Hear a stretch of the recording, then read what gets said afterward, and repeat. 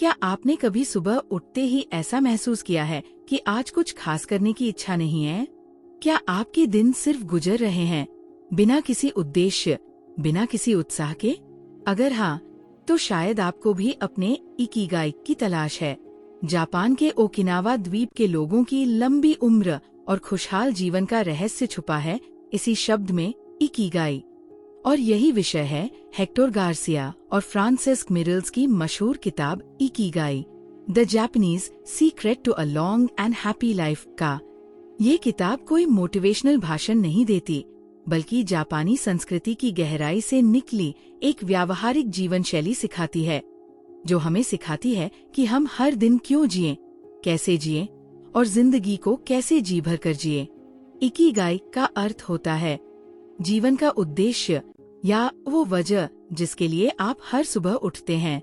ये वो कारण है जो आपको अंदर से प्रेरणा देता है, जो आपके जीवन को अर्थ देता है और जो हर रोज आपको बेहतर बनाने के लिए प्रेरित करता है। जापान के ओकिनावा में रहने वाले लोग, जो दुनिया के सबसे लंबे समय तक जीवित रहने वालों में गिने जाते हैं, वे इस इकिगाई के सिद्धांत को जीते हैं। किताब का पूरा सार है, अपने इकिगाई को खोजो, उसे जियो और शांति, ऊर्जा व दीर्घायु का अनुभव करो। इकिगाई 4 मूल तत्वों का मिलन है। आप क्या पसंद करते हैं? What you love। आप किसमें अच्छे हैं? What you are good at। दुनिया को क्या चाहिए? What the world needs। जिसके लिए आपको भुगतान मिल सकता है? What you can be paid for। जब ये चारों चीजें एक जगह मिलती है, तभी जन्म होता है इकिगाई का।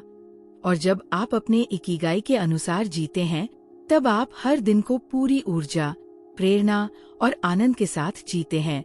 किताब हमें सिखाती है कि दीर्घायु केवल खान पान या एक्सरसाइज से नहीं आती, बल्कि मानसिक शांति, सामाजिक जुड़ाव और जीवन में उद्देश्य से आती है।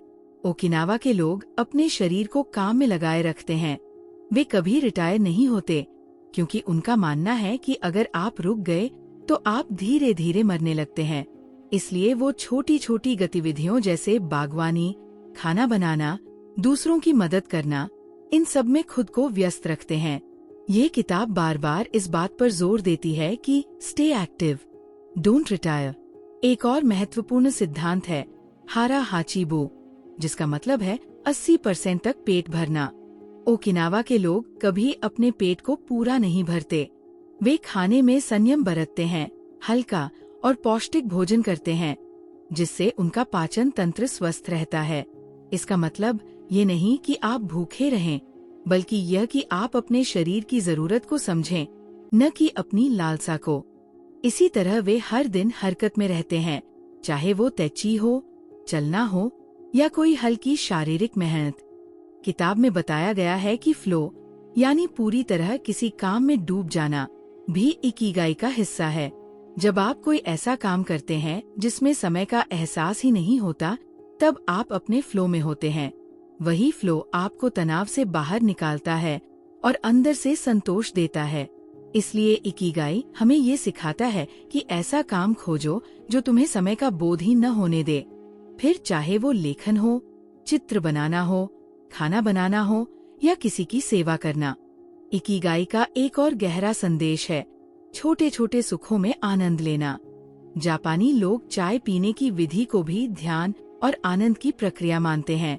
उनके लिए एक फूल को निहारना, सूरज की किरण को महसूस करना या बारिश की बूंदों को सुनना, ये सब साधारण चीजें नहीं हैं। ये वो क्षण है जिनमें जीवन बसता है। और जब आप हर दिन को, हर क्षण को पूरी जागरूकता से जीते हैं, तो आप दुखी होने का समय ही नहीं निकाल पाते। किताब में जापानी संस्कृति का एक और महत्वपूर्ण सिद्धांत है मोए, यानी एक ऐसा सामाजिक समूह जो एक दूसरे की मदद करता है। ओकिनावा के बुजुर्ग अकेले नहीं रहते, उनके दोस्त होते हैं, उनके समुदाय होते हैं। वे मिल बैठकर खाना खाते हैं, बातें करते हैं, संगीत सुनते हैं। यही सामाजिक जुड़ाव उन्हें मानसिक रूप से स्वस्थ और खुश रखता है। इकिगाई हमें सिखाता है कि उम्र केवल एक संख्या है। अगर आपका मन जवान है, तो शरीर भी उसका अनुसरण करता है।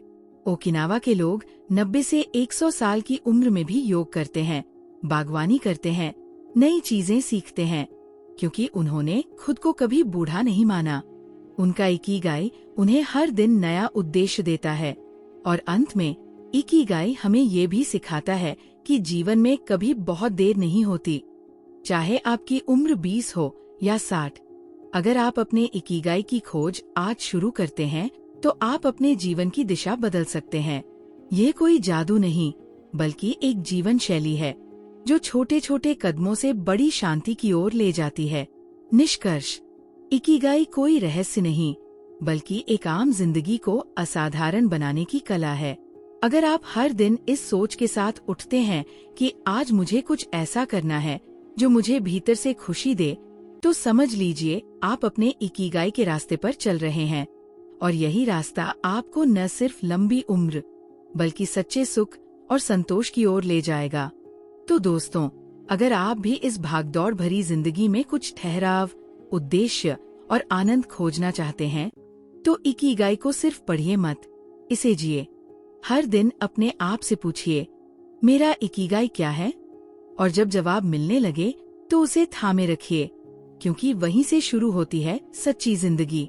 अगर आपको ये वीडियो प्रेरणादायक लगा हो तो इसे लाइक करें, अपने विचार कमेंट में साझा करें और हमारे चैनल किताब की बात को सब्सक्राइब करें, क्योंकि हम आपके लिए लाते हैं जीवन बदल देने वाली किताबों का सार हिंदी में सरल भाषा में। बेल आइकन दबाना न भूलें ताकि अगली बार जब हम कोई नई प्रेरणादायक पुस्तक लाएं, आप उसे सबसे पहले देख सकें।